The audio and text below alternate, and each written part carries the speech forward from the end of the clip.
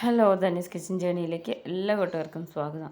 വളരെ എളുപ്പത്തിൽ ഇന്ന് തേങ്ങയും തക്കാളിയൊക്കെ ചേർത്ത് നമുക്കിന്നൊരു ചട്നി ഉണ്ടാക്കാം കേട്ടോ. ഇതിനായിട്ട് 1 കപ്പ് തേങ്ങ എടുത്തിട്ടുണ്ട്, ഒരു 2 മീഡിയം തക്കാളിയും എടുത്തിട്ടുണ്ട്. ഇതാണ് നമ്മൾ പ്രധാനമായിട്ട് ഇതിൽ ചേർത്ത് കൊടുക്കുന്നത് കേട്ടോ. ഇത് ഞാൻ മിക്കവാറും ദിവസങ്ങൾ ഉണ്ടാക്കാറുള്ളതാണ്. അപ്പോൾ ഇനി നമുക്ക് ഒരു കടായി സ്റ്റൗവിൽ വെച്ച് ചൂടായി വരുമ്പോൾ ഇതിലേക്ക് വെളിച്ചെണ്ണയാണ് ഒഴിച്ച് കൊടുക്കേണ്ടത് കേട്ടോ. വെളിച്ചെണ്ണ ഞാനിവിടെ വളരെ കുറച്ച് മാത്രമാണ് ചേർത്ത് കൊടുക്കുന്നത്.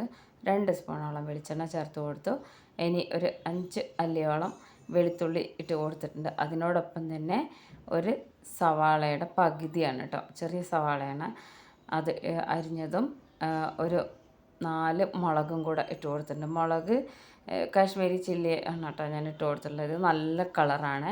അപ്പോൾ ഇനി ഇതൊന്ന് നന്നായിട്ട് ഇതിനെ ഒന്നിങ്ങനെ വഴറ്റിയെടുക്കണം. എന്നാൽ നല്ല കളറാണ് കേട്ടോ.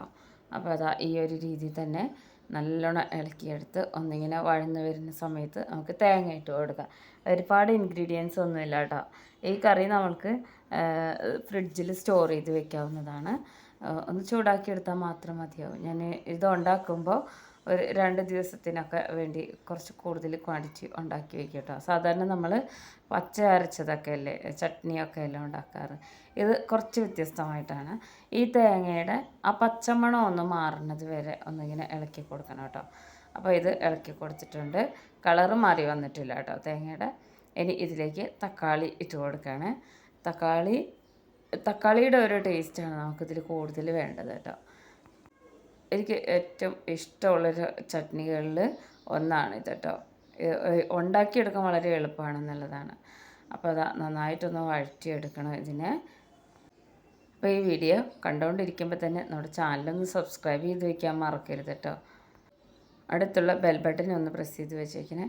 അപ്പോൾ അതാ തക്കാളിയും തേങ്ങയൊക്കെ നന്നായിട്ട് യോജിപ്പിച്ചെടുത്തിട്ടുണ്ട്. ഇനി നമുക്ക് സ്റ്റൗ ഓഫ് ചെയ്യാം. ഇത്രയേ ഉള്ളൂ കേട്ടോ. അപ്പോൾ ബാക്കി ഇനി ഇതിൻ്റെ ചൂടിൽ തന്നെ കിടന്നിങ്ങനെ ഒന്നും കൂടെ ഒന്ന് മുറുകിക്കോളും. അപ്പോൾ ഇനി നല്ലോണം ചൂടാറിയ ശേഷം ഞാനിവിടെ ഒരു പാത്രത്തിലേക്ക് മാറ്റിയിട്ടുണ്ടായിരുന്നു ചൂടാറാൻ വേണ്ടിയിട്ട്. ഇനി നമുക്ക് മിക്സിയുടെ ജാറിലേക്ക് ഇട്ട് കൊടുക്കണം. നന്നായി ചൂടാറിയതിന് ശേഷം ഇതിങ്ങനെ ഇട്ട് കൊടുക്കാവൂ കേട്ടോ. അപ്പോൾ ഇതിൽ ഒരു 1/2 സ്പൂണോളം മഞ്ഞൾപ്പൊടി ചേർക്കാൻ മറക്കരുത് കേട്ടോ. ഇത് ആ വീഡിയോ എനിക്ക് കിട്ടിയില്ലായിരുന്നു. മഞ്ഞൾപ്പൊടി ഒരു 1/2 സ്പൂണോളം മാത്രം ചേർത്ത് കൊടുക്കണം ഇതൊന്ന് വഴറ്റിയെടുക്കുന്ന സമയത്ത്. അപ്പോൾ തേങ്ങയുടെ കളറൊന്നും ഒട്ടും മാറുകയൊന്നും ചെയ്യരുത് കേട്ടോ. അത് ആ മഞ്ഞളിൻ്റെ കളറാണ്. ഇനി ഇതിൽ ആവശ്യത്തിന് വെള്ളം ഒഴിക്കണം. ഇത് അരയാൻ ആവശ്യമായിട്ടുള്ള വെള്ളം ഒഴിക്കണം. ഞാനിപ്പോൾ ഇവിടെ 1 കപ്പ് വെള്ളം എടുത്ത് ആ പ്ലേറ്റിലൊന്നിങ്ങനെ ചുഴറ്റി എടുത്തിട്ടാണ് കേട്ടോ അത് എടുക്കുന്നത്. അപ്പോൾ അതാ ഈ ഒരു രീതിയിൽ ഇനി നമുക്കിതിനൊന്ന് അരച്ചെടുത്ത് വരാം. അപ്പോൾ ഒന്ന് അരച്ചെടുത്തതിന് ശേഷം ആവശ്യമുണ്ടെങ്കിൽ മാത്രം വെള്ളം ചേർത്താൽ മതി. അപ്പോൾ നന്നായിട്ട് അരഞ്ഞ് വന്നിട്ടുണ്ട്. ഇനി അതേ കടായി തന്നെ സ്റ്റൗവിൽ വെച്ചിട്ടുണ്ട്. വീണ്ടും നമുക്ക് ഇതിൽ വെളിച്ചെണ്ണ ഒഴിച്ച് കൊടുക്കണം. വെളിച്ചെണ്ണ ഞാനിവിടെ ഒരു 2 ടേബിൾ സ്പൂണോളം ഒഴിച്ചിട്ടുണ്ട്. 1/2 സ്പൂണോളം കടുക് ഇട്ട് കൊടുത്തിട്ടുണ്ട്. കടുകൊന്ന് പൊട്ടി വരുന്ന സമയത്ത് ഒരു നുള്ള മഞ്ഞൾപ്പൊടി ഇതിൽ ചേർത്ത് കൊടുക്കാം കേട്ടോ.